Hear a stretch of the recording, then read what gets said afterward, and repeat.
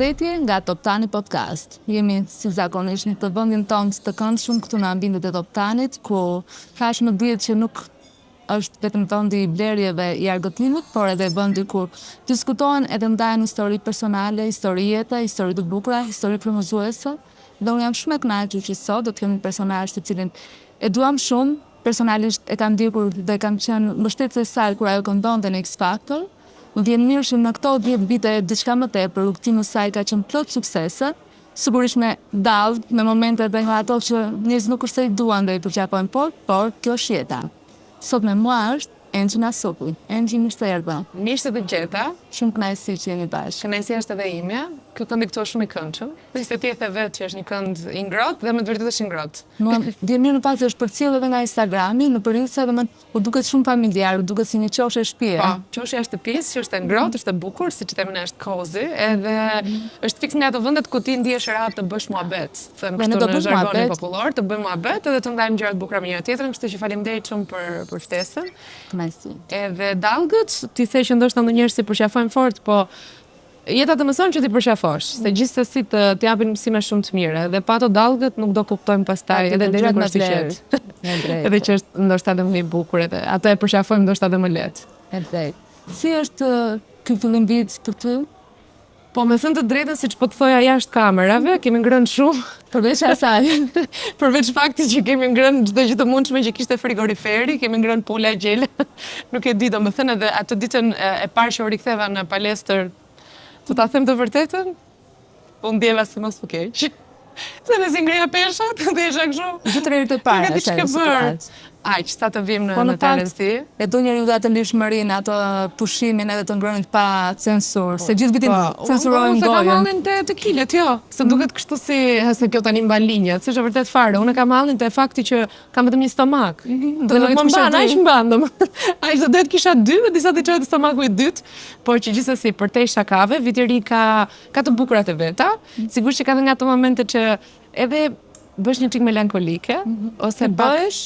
Po bëhem, ka momente të caktuara, jo për faktin se u mbyll viti dhe erdhi viti, po se ndoshta ai rigjallërimi vërtet është pranvera, pra ajo rilindja e vërtet mua më duket pranvera, pra gjithmonë janari më duket një nisje viti, po meqense kështu është përcaktuar, edhe punët rinisin për të gjithë po ashtu në fillim janari, është pastaj një pauzë përpara saj, edhe gjithsesi ti ulesh dhe bën ndoshta një inventar të vogël, nëse mund ta quajmë kështu. Si është ky inventari që bëre për 2025? Unë thash inventari i vogël, po unë jam njëri që bëj inventare, jo vetëm të mëdha, po i bëj të thella, edhe ndonjëherë edhe ja lodh një çik kokën edhe shpirtin vetes time, se them edhe ti tani kaq e thellë, kaq ti merri ndonjëherë gjërat kështu. Më izi.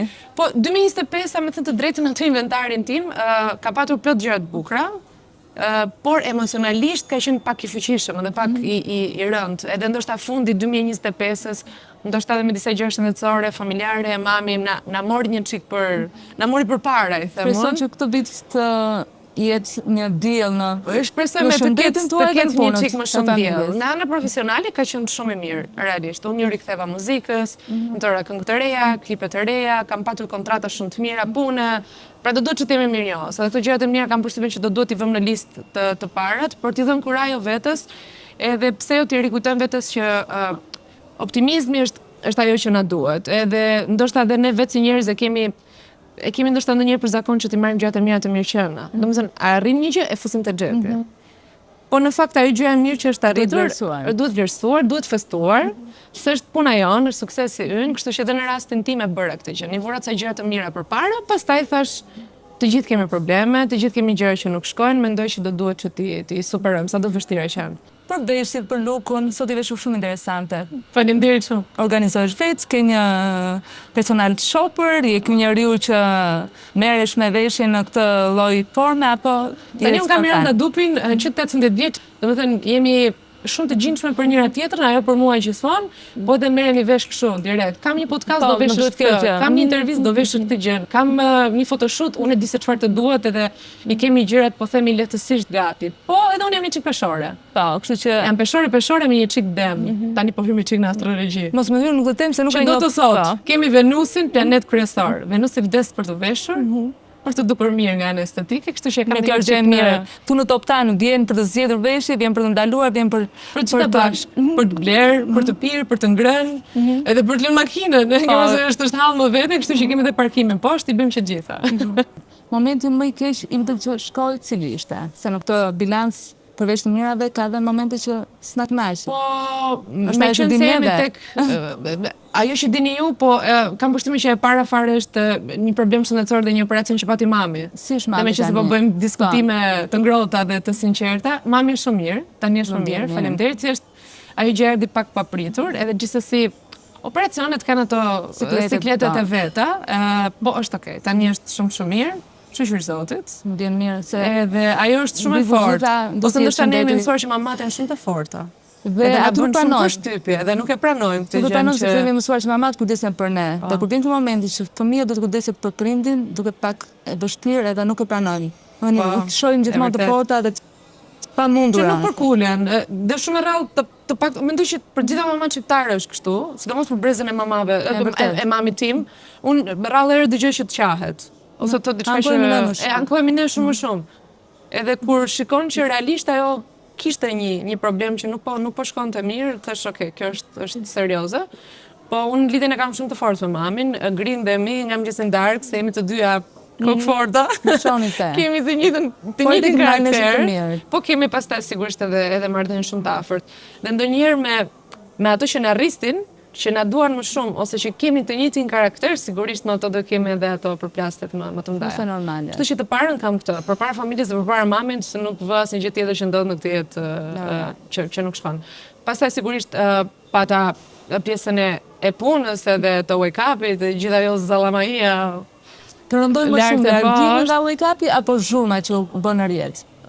Shiko, unë mendoj që largimet janë pjesë e jetës, realisht. Domethënë ka cikle, nis diçka, ti do duhet t'i marrësh më të mirën, të bësh më të mirën, të mësosh, të rritesh dhe ka një cikël që mbyllet. Edhe ndoshta ishte një cikël që duhej mbyllur. Më shumë nuk më pëlqeu sigurisht mënyra se si u bë. Realisht nuk është jam njeri që më pëlqen shumë zhurmat. E them me shumë pasërti. Të paktën zhurmat e atilla jo. Do doja që të bënte zhurmë puna, sigurisht suksesi, një gjë që është e bukur dhe që ka vlerë për njerëzit. Po shpiket gënjeshtrat, portalet, tituj vetëm për shikueshmëri. Më shumë konkretisht diçka në gjithë këtë rrugtim, në gjithë këtë situatë. Po e para kjo që sapo përmenda, që ndonjëherë njerëzit e harrojnë vlerën, cilësinë, edhe mendojnë të merren vetëm me atë vizibilitetin për shikueshmëri e të tjera, edhe shkruajnë kot në kot pa verifikuar asgjë. Në asgjë që është një gazetar të kryestan? Askush. Domethënë, në asnjë nga këto tituj, media online, domethënë nuk mori dikush në telefon dhe thoi, shiko, unë do shkruaj diçka, po si ka ndodhur, cila është e vërteta, nuk është se interesoj dikujt. Pjesa tjetër është që sigurisht ti në situata të caktuara, po sidomos në situata të tilla delikate, ti kupton njerëzit që ke rrotull. Humbe nga ky bilanci në këtë moment. Evidentove më shumë miq apo më shumë armiq? Evidentova më shumë njerëz që më vjen keq ndonjëherë ta them kështu, po kështu është, që fshihen pas gishtit. Domethënë, cila do qoftë situata, edhe mendimi, edhe më pëlqen apo s'më pëlqen, nuk do të pëlqejmë gjithë, s'do të duam të gjithë. Sigurisht as mua s'do më pëlqen, s'do më duan të gjithë, por njerëzit që fshihen unë nuk i kam qejf. Se ndryshe njerëzit cinik nuk më pëlqejnë fare. Më pëlqen ata që e thon diçka, që përballen, edhe mos pëlqimin e tyre apo çfarë do lloj gjëje që ndodh ta thon shumë hapur. Kështu që në këtë rast kuptova që njerëzit duket sikur e kanë guximin për diçka, për të ta thënë përballë, por në fakt nuk e kanë. Edhe në fillim ti e shikon këtë gjë me më shumë nervozizëm, se situata është shumë e nxehtë, po pastaj ti kupton që realisht nuk ja vlen të prishësh qetësinë tënde, shpirtin tënd, vlerat që ti ke brenda si njeri, edhe çdo gjë që ti ke arritur me mund deri tani për njerëz që janë të vegjël. Ndihesh e pastruar nga këta njerëz, sepse në fund të ditës i ke kuptuar si janë, edhe po i largon, i ke larguar, si është. Unë mendoj që shumë gjëra do duhet të dalin në sipërfaqe, qofshin ato dhe jo të mira, në mënyrë që ti vlerësosh gjërat edhe të vendosësh nëse do i mbash ata njerëz në jetën tënde apo jo. Ata janë tani në jetën tënde? Jo, absolutisht që jo. Jam shumë e sigurt për këtë gjë, edhe është një premtim që unë ja bëj vetes time. Absolutisht nuk do kem pranë vetes njerëz që jo vetëm nuk të vlerësojnë, po kanë sadopak grimca negativiteti ose xhelozie kundrejt meje. S'është gjitha energji. Unë besoj shumë tek energjia. Mendoj që ne do duhet të mbajmë pranë vetes vetëm njerëz që të duan fort, kanë shumë besim te ty. Japin dhe marrin. Japin dhe marrin, sigurisht. Po, meqense jam unë në këtë rast, do doja që të kisha vetëm njerëz që jo vetëm kanë besim te unë, po mund të zgjedhim që e para të japim më të mirë njëri tjetrit, dhe e dyta që për mua është shumë e rëndësishme, nëse ka gjëra që nuk shkojnë ose keq kuptime, të zgjidhen me komunikim. Pastaj grupi tjetër, domethënë ajo pjesa më e madhe e njerëzve që për mua kanë patur energji negative, në fund të ditës nuk janë njerëz që unë i njoh se kam pranë, se janë njerëz që thjesht kanë shkruar edhe janë rrotu, po duke qenë personazh publik ti i merr parasysh këto gjërat, kështu që për sa i përket portaleve dhe mediave online dhe njerëz që kanë shkruar pafund, ato mund të vazhdojnë të shkruajnë, është puna e tyre, nëse ata mendojnë që puna që po bëjnë është e drejtë dhe saktë, le të vazhdojnë. Unë e them shpesh, suksesi nuk ta fal njeri. Ndonjëherë të vjen keq që ne jemi pa ata njerëz që i ngrem njerëzit në qell edhe pastaj i shkelim me këmbë. Jemi po të njëjtit njerëz, në varësi të si dhihemi në mëngjes ose të situatës, shesim, blejmë e të tjerë, po kjo nuk është pjesë që më takon mua, kjo është pjesë që unë nuk e kam në dorë, nuk e kam në kontroll, unë kam në dorë vetëm time. Si është tani rutina jote? Si e organizon ti? Nuk bie alarmi, do të bësh. Okej. Bie një alarm, Ilda, por nuk bie në 5. Kjo është pak më e sigurt, se duke bërë gati për 4 sezone wake up-in çdo mëngjes që më binte alarmi i parë në 5 pa një çerek, i dyti në 5 pa 10. Në 5 i tretë në 5 një çerek. Tani ndonjëherë më çuar edhe në 5 e gjysmë se njerëz të gjallë më rrin në një orë bon. Në atë rutinën që bëja kuptoj që te 5 minuta ishin, domethënë sikur ti falte njëri, ishte ai gjumi i mëngjesit është super. Me atë fitoj, me ato 5 minutë që më duket sikur fitoj gjumin e jetës, po tani alarmi bie, po bie nga ora 7:30. U krye po themi cikli wake up-it, fillova me fjet shumë, me thënë të drejtën. Kam fjetur deri nga ora 10, 10:30. Çosha me një koke, nuk isha mësuar, po rikuperoja mungesën e gjumit, kështu që gjumi është rëndësishëm, shumë i rëndësishëm. Kuptova që nuk isha dobësuar, thjesht më ishte hequr fytyra nga mungesa e gjumit. Po që, shiko, gjumë do flem, se unë bësha ka, nuk është të kemi ka të flem, ti bëjmë të gjitha, po thjesht, po zëvëndsaj pak gjumin që s'pa e bëja në të sezon të wake up. Energji në ati moment, sepse kështë edhe një penjim muzikor, kisha me njerë festivalin, po. Si ishte rikthimi, a u kënaqe nga performanca jote, nga prezantimi, nga reagimi publikut, nga votimi? Shiko, unë mendoj që ishte shumë mirë që festivali ishte me njëherë pas kësaj situate, se sta do njëri sportiv të jesh. Mua më vjen mirë që ti kishe gjatë këngën gati, ishe duke përgatitur dhe nuk ishte, le të themi, si një zgjidhje për të rikuperuar atë çfarë të ndodhi me lagjimin e këngës. Ajo ka qenë kënga e parë nga të treja këngë, pra nga 2 këngë të tjera të mëparshme dhe nga 3 në total që unë do të nxirja. Kënga e festivalit është bërë muaj më përpara. Sigurisht detajet e fundit janë bërë më vonë edhe afër festivalit, po kënga në tërësi kishte përfunduar. Unë 3 këngë i kisha tashmë të përfunduara.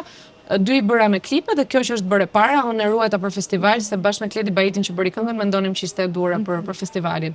Dhe po thoj që ishte shumë mirë që festivali ishte shumë pranë kësaj gjës, se do mendja nëse nuk ka diçka që të jetë aktiv dhe të punoj, do rri në gjëra që nuk janë edhe aq të këndshme. Dhe sa do që një njerëz sportiv edhe i kalon gjërat ashtu. Po mungesën e rutinës, punës, jo thjesht fundin e punës. Do ta prija me thik me një herë, pra imagjino, dhe të flija deri në 10 Hilda. Dhe të mos kisha një gjë tjetër mbrapa, po themi aq impenjative.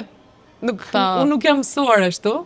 Kështu që festivalit i hyra me kokë, i kisha hyrë tashmë me kokë, edhe kur isha në rutinën e mëparshme.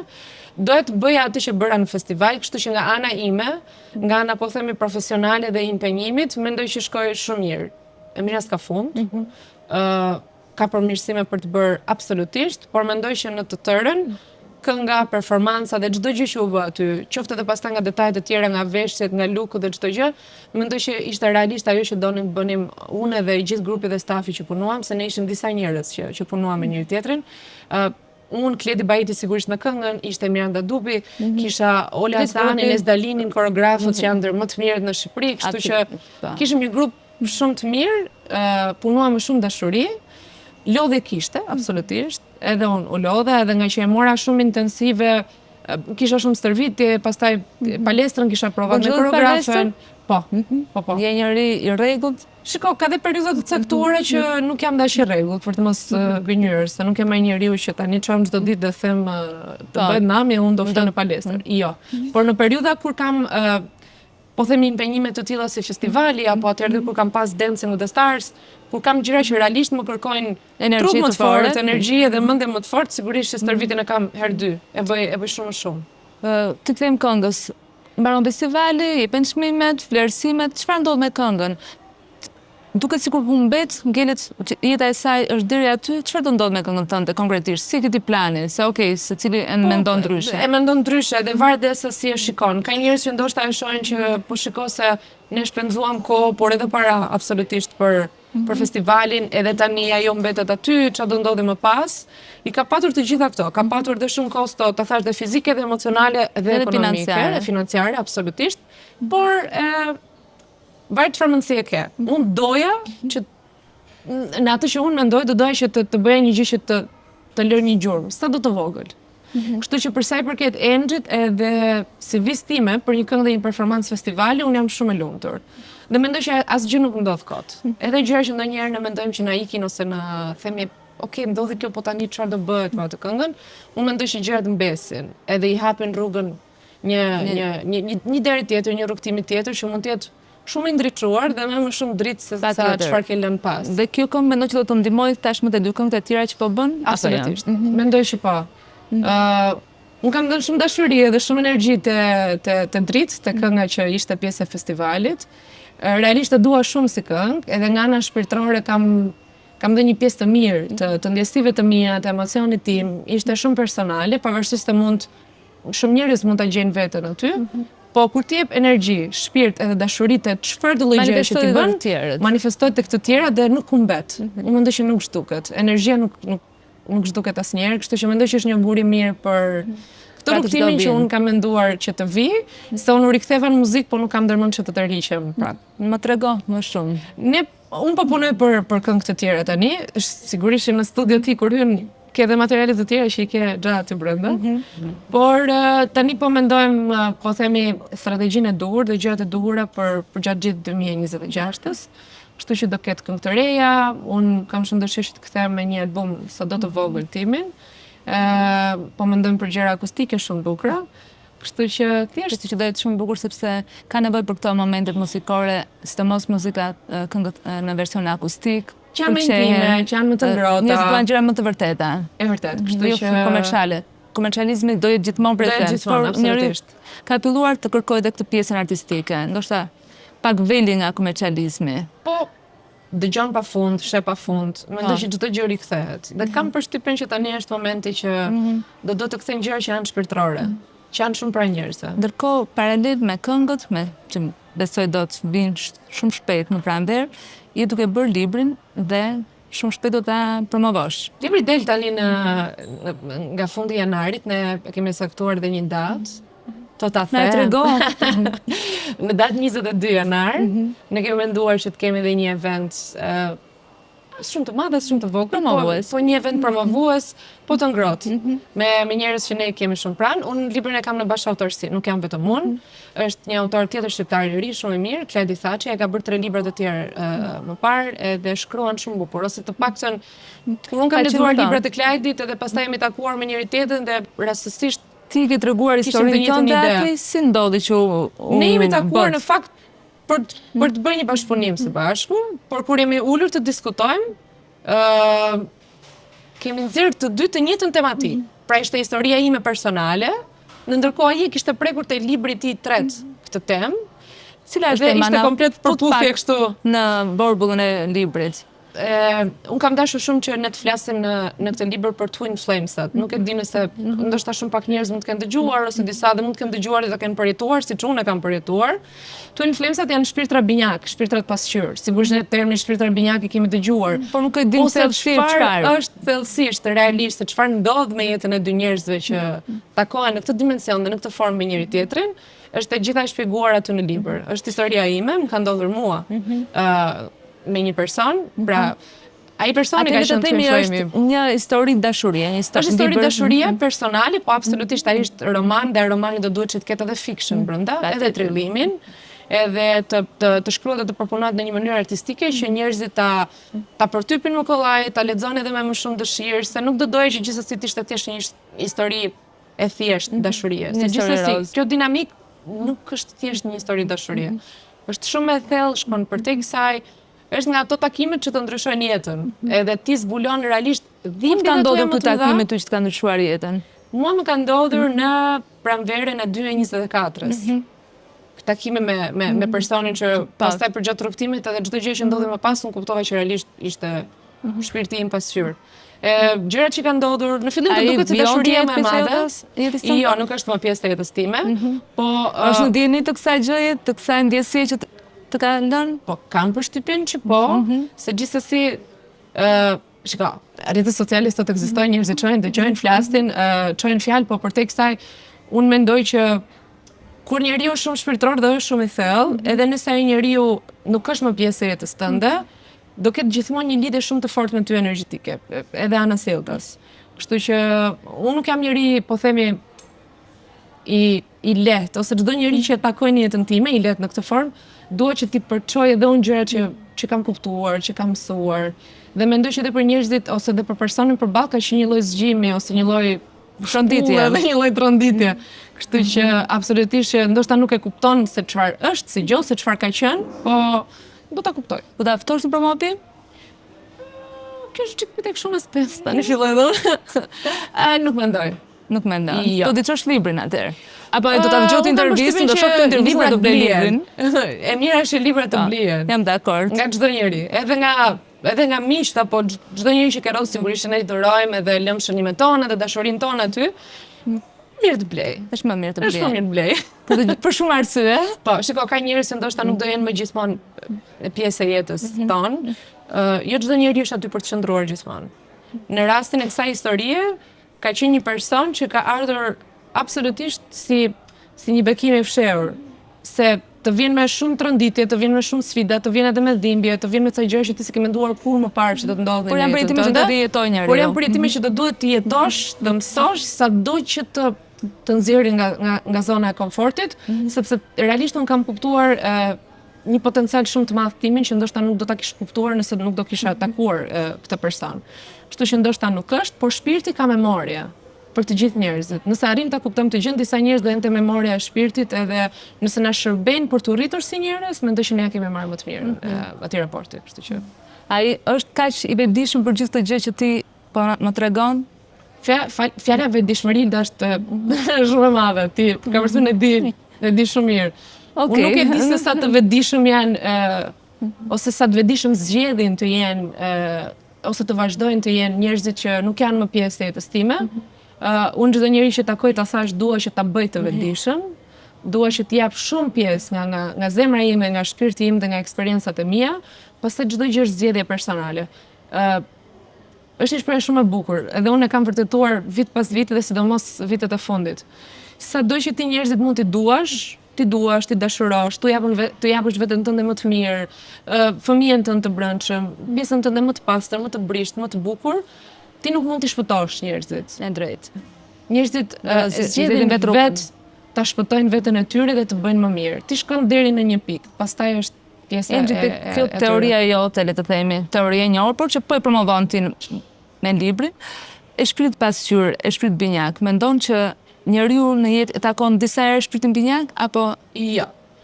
Ose të paktën unë kam lexuar pafund për këtë, sigurisht se para se të shkruash një libër është shumë e rëndësishme që për te përjetimet personal ti të lexosh dhe të kuptosh realisht çfarë, se për publikun pastaj do japësh diçka që është e rëndësishme, nuk mund të shkosh në gjëra që s'janë ashtu, edhe që nuk janë të vërteta. Mund të nxjerrësh teori, vetëm nga eksperiencë. Influencat edhe shpirtrat pasqyrë nuk janë disa.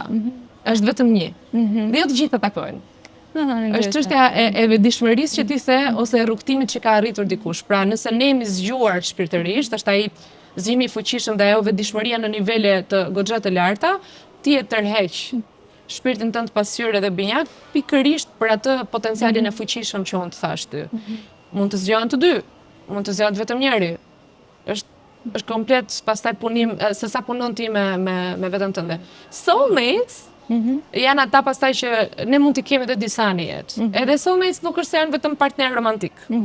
Janë edhe mund t'jenë miq, Edhe miq, edhe mikesha, shoqëri. mund t'jenë kafsh, mund të qenushi që ka mund të shtëpia.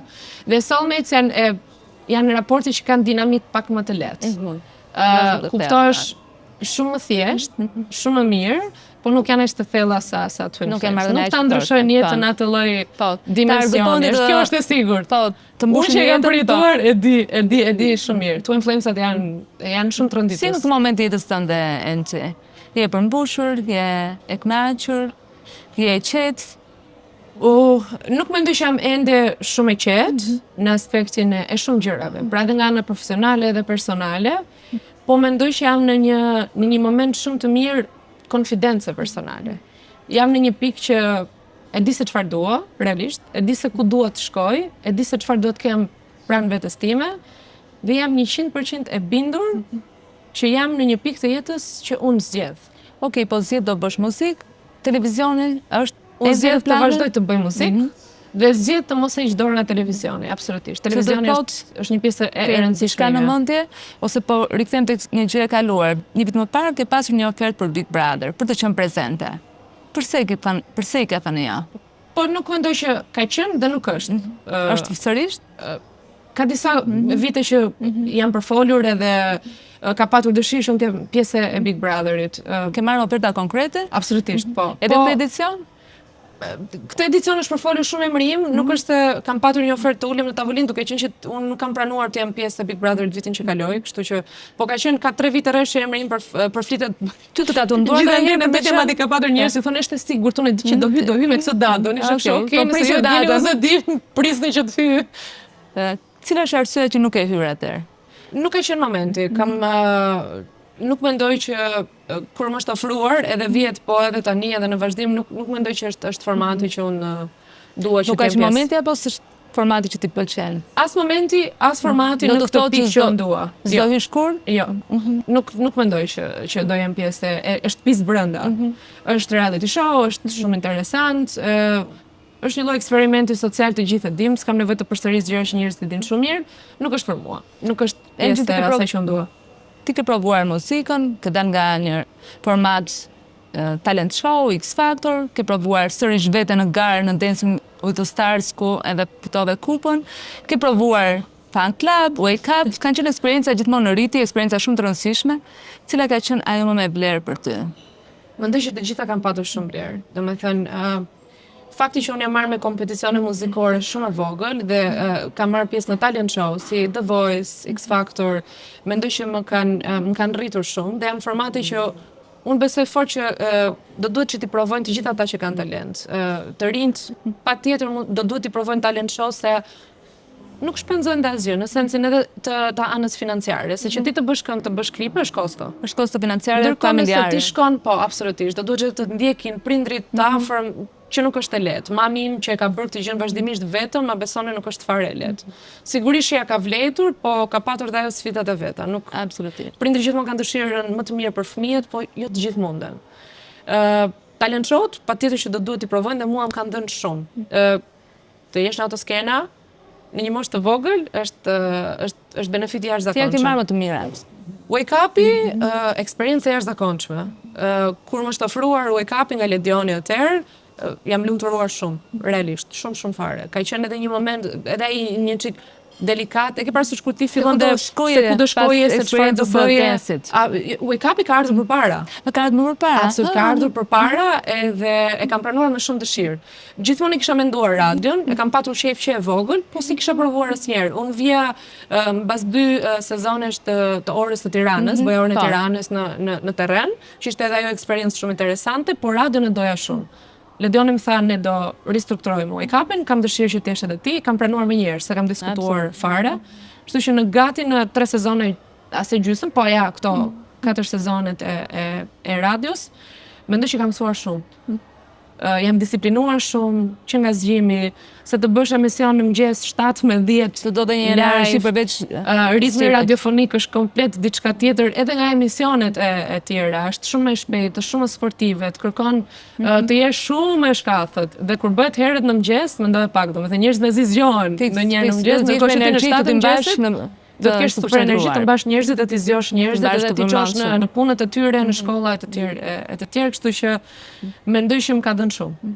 Do me thënë, e them me shumë rinjo dhe me shumë për ullje, këtë që sigurisht do duhet t'jesh njeri që zgjedh të mësosh, zgjedh të marrësh më të mirë nga eksperiencat në mënyrë që ta arrish të gjën, kështu që unë jam njeri që nuk heq dorë. Nuk heq dorë, kërkoj shumë nga vetja, jam e disiplinuar, kështu që kur bën të dyja këto gjëra bashk, ti arrin edhe bën më të mirën. Dancing with the Stars, unë e zdi e prisja. Isha kështu kur do vi dyshi në Top Channel. Të kërceje? Po, kam kërceje shumë e vogël. Që 6 vjeç kam hyrë në balet, pastaj kam vazhduar të kërcej, edhe me zi po prisja Dancing with the Stars. Dancing ka qenë një nga eksperiencat e mia më të bukura në jetë deri më tani, edhe më të vështira në jetë. Ndoshta ata që se kanë bërë nuk e kuptojnë, ose publiku nga jashtë sheh një show që është fantastik. Unë mendoj që Dancing with the Stars është një nga show më të bukur. Jashtë? Po, është po edhe këtu. Do doja shumë që të rikthej dhe të bëj, se është muzika, është kërcimi, rekuizita, do me thënë, i gjithë organizimi është skenografi dhe është një spektakël, në çdo numër ka një spektakël më vete. Dhe mendoj që publiku t'i jep shumë. Pra nuk është thjesht një reality show. Aty ka talent, i ka të gjitha gjërat bashkë. Ka aksidente, ka momente të bukura. Pra aksidente lëra. Kur thash ka që një nga më të vështirët ishte se bëja dhe wake up në mëngjes, isha njeriu më pa gjumë nga i gjithë kasti. Bënim prova deri natën vonë. Me zi flia se trupit që ndryshua komplet regjimi, edhe gjumi, lodhe fizike, emocionale, po ja ka vlejtur. Edhe sigurisht edhe ajo kupa në fund ka qenë një nga shtysat e mia më të mëdha që unë të vazhdoj edhe të bëj art, edhe të bëj televizion, po edhe të ribëj muzikë. Më dha atë shkëndijën që motivimin që do të bëj. Unë e mbaj mend të kam patur e vogël, fëmijë. Kur unë shikoja televizion, edhe kur shikoja MTV që dhe na u mbyll tani. Kështu që Dancing with the Stars më ka rilindur në një formë dhe jam shumë e lumtur për atë si eksperiencë. Pastaj bëra fan clubin e Big Brotherit. Është eksperiencë shumë interesante. Ndoshta nuk është po themi gjë më e lodhshme në aspektin se është vetëm në të diela. Është orari shumë i këndshëm. Është orari i këndshëm, nuk është se ty po themi të merr shumë gjëra nga jeta jote, po është dhe një format që është i përgatitur nga një natë më parë nga programi. Është i përgatitur sigurisht, kështu që e merr dhe ti kohën tënde për ta bërë ashtu siç duhet. Po tesh fakti që aty ka shumë personazhe, do të kujdesin në vetë, është delikat. Talk show që do bëmendje të thjesht papritura, se se di çfarë do dhe korrekt me të gjithë. Ke shumë të ftuar, do duhet që ajo që ti thot ta kesh vëmendje shumë tek të gjithë, po edhe aty kam mësuar shumë gjëra, kështu që ti fillon edhe rritesh edhe nga gjithë këto eksperienca Enxhi, ku e sheh veten? Çfarë përmendje të shkonte ty në të ardhmen, ose ai që ndëron dhe ai që po bëj. Ta thash ideja një pikë që di shumë mirë se çfarë dua. Ç'është? Unë do bëja me shumë dashuri dhe shumë mirë një format si Dancing with the Stars. Po Dancing with the Stars, po The Voice, Top Fest, nuk e di, formati që kanë muzikë, që kanë kërcim, që kanë promovim talentesh edhe që kanë se s'bën artin edhe muzikën brenda. Do të shkonin shumë Enxhi, uroj që ta bësh. Faleminderit shumë, ne manifestojmë tani. Po. Kështu që kërkon njeriu ajo i vjen. Nëse do të rikthehesha, do punoja në një format të tillë, me dashurinë më të madhe. Sot, duke ndikur ekranin, kush prezantues të pëlqen, cili format pëlqen, çfarë shef ti aktualisht në televizor? Ka diçka që të tërheq, që shkon me qep? Shiko, me thënë të drejtën, me televizorin tani një çik problem. Dhe mendoj që gjithë ne kemi një çik problem të ulemi dhe të rrim të shohim shfaqje ose show në televizion. Për momentin nuk po bën ato show që un kam qejf. Pra do shikoja i thash, do shikoja Dancing with the Stars në dashurinë më të madhe. Do shikoja Voice, X Factor, dhe shoh X Factor Kids tani edhe kënaqem se janë shumë të mirë. Domethënë ne jemi vend kaq i vogël edhe kemi zëra kaq të bukur, fëmijë të jashtëzakonshëm, unë nuk e di domethënë, nga dalin të tërë këta fëmijë të talentuar në kaq Shqipëri. Do shikoja Top Festin, nëse do ta rikthenin me shumë dashuri. Gjitha këngët e Top Festit dikur ne i këndojmë ende i dim përmendesh akoma dhe tani. Këto janë formate të tilla, që jo vetëm do ta gjeja unë veten, po do të shikoja me kënaqësi më të madhe. Por sa kohë janë këto, nuk shoh shumë televizion. Jo. Në gjithë rrugëtimin tënd, mamaja ka qenë krah me ty, ndërkohë babai ka qenë më i distancuar për shkak të historisë që prindërit e tu kanë. Sot ai të ndjek si është raporti yt me babin? Po ne flasim pothuajse çdo ditë në telefon. Jo vetëm për historisë së familjes time, po edhe për faktin që babi nuk jeton në Tiranë. Babi jeton ende në Dibër, është i martuar, është atje, kështu që nuk mund të jetë gjithkohës siç është mami. Në vitet që unë jam rritur, sigurisht mami ka qenë Krau yt. më së shumti krau im, edhe babi shumë vite s'ka jetuar fare këtu, ka qenë emigrant, se shumë baballar shqiptar në Greqi, kështu që disa vite të rritjes time sigurisht ai i ka humbur. Që nuk më vjen mirë, po jeta i ka Çfarë është ai momenti gjitha. jetës sënde që ai nuk ka qenë prezent dhe të ka munguar të ngelur le të themi peng? Po me thënë të drejtën, kur rritesh i kupton disa gjëra pak më shumë. Më shumë më vjen të keq nëse e zëm mamin në shtëpi ka patur gjëra për të bërë, qoftë edhe të punët e shtëpisë, se ke pasur që janë punët e baballarëve dhe shikoja mamin që stresohej dhe lodhej ndonjëherë edhe thoshte ja kur je vetëm gra në shtëpi, e kupton? Aty do doja që të kishte qenë sigurisht babai që të ishte shtylla e shtëpisë. Ndërkohë, nëna jote ka sakrifikuar, nuk është martuar, ka ndërhin me ty. Po. Edhe kjo është një peng, le të themi, për një Shiko, është e vërtetë që ka sakrifikuar. Se nuk është një gjë që ndodh rëndom jashtë. Në Shqipëri ndodh kjo që gratë do doja që mamoja ime sigurisht pra në aspektin tim, nga këndvështrimi im, unë ja kam thënë edhe më e vogël dhe vazhdoj dhe ja them tani, do kisha dashur që ajo kishte menduar jetën e vet. Kishte menduar për jetën e saj dhe për veten e vet. Po pastaj kur kemi folur dhe mama më ka thënë unë kam sakrifikuar dhe jam e lumtur që kam sakrifikuar sepse ti ke qenë vajzë e vogël dhe për maman dhe për mendjen e një prindi ishte shumë e vështirë dhe shumë e frikshme ndonjëherë që unë të vija me dikë të ri në shtëpi që nuk ishte babai yt. Kështu që për atë është sakrificë shumë e madhe. Tani ndoshta unë vazhdo të ja them. Mendo për veten, mendo për jetën tënde. Sigurisht që do ishte shumë mirë që edhe ajo ta kishte një shok jetë tani. Që ti fëmia rritet, largohet në jetën e vet, edhe prindi ngelet vetëm. Ajo nuk do jetë kurrë vetëm, kjo është pak po e sigurt në sensin që mami sigurisht do jetë gjithmonë aty gjithë me mua. Kjo është e sigurt. Vëndri jashtëm këtë. Po sigurisht që po, mami nuk do të jetojë në një shtëpi me mua, që të jemi kështu bëj mua bë tamam sigur po ja them. Po mami tim të shtëpia, mami nuk do të jetojë në një shtëpi me mua. Sot çifti do duhet të jetë vetëm për të kërkuar parkosi do vëmë jo, që do bise mami do të bëj gjellën, edhe dua që të kem niprit edhe mbesat afër. Kështu që kjo është jetoj absolutisht. Statusin e gjyshe. Është e re, dhe nuk i dihet, mund të bëhet shumë shpejt gjyshe, ajo ka kohë që e pret, po tani ato i dia jetë lart për ta vit dita dhe ora. Kështu që ajo më rëzitet më shumë për faktin që unë jam më së shumti në punë. Dhe është një periudhë, domethënë është mosha ime aty që është shumë intensive. Po thoj se unë jam gjithë ditën jashtë. Shtëpia, edhe pse s'më pëlqen ta them, po shpeshherë na kthehet thjesht si dhomë hoteli për të fjetur gjumë, për të ngrënë, për të larë dhe për të dalë prapë se kemi 100 gjëra tjera për të marrë përsipër. E di që mërzitet, ndonjëherë them ama në gruaj them të kisha bërë të një fëmijë tjetër, të paktën të ndaj një çik vëmendje se ka të gjithë vëmendjen te unë. Po, unë mbaj mu të kamtarë, të më qënë bajë duke parë në ndeshjen e kombëtarës edhe... Mami ishte aty pak një qëndit avolin bashkë. Kishe me mamin edhe është pak e rrallë në pak, që bajzat e reja të dali mama, se përgjithsisht dali me shoqërit. Unë realisht nuk e kam problem fare, pra nuk e kam fare problem që ajo të vi me mua. Ajo ende vjen me mua, ja ti e di shumë mirë, dojë vetëm për të parë një ndeshje futbolli, po vjen akoma dhe nëse unë kam xhirime. Sigurisht tani nga një xhirim shkon në një tjetër dhe ke parasysh kam lodhet. Po, edhe lodhet dhe nuk duhet që ti gjithë kohës, po themi në përkëmbë dhe ajo me punët e mia, po për dëshirë unë s'e kam fare problem. A mund të vi të shoh, të xhiroj, kur regjistroj, hajde rri me mua, po nuk do doja që edhe emocionalisht ta përfshija në çdo proces pune që un kam. Se gjithsesi puna ka ato sikletet e veta. Ken nevojë ndonjëherë të jesh e lirë tatuar dhe gjëra që s'do doje ti dëgjonin prindërit. E din shumë mirë, mamat do vrasin mendjen pafund, kanë pyetje pafund, kanë momente që thua pa i zotin edhe nuk pavarësisht se e lodh mamin e që ti edhe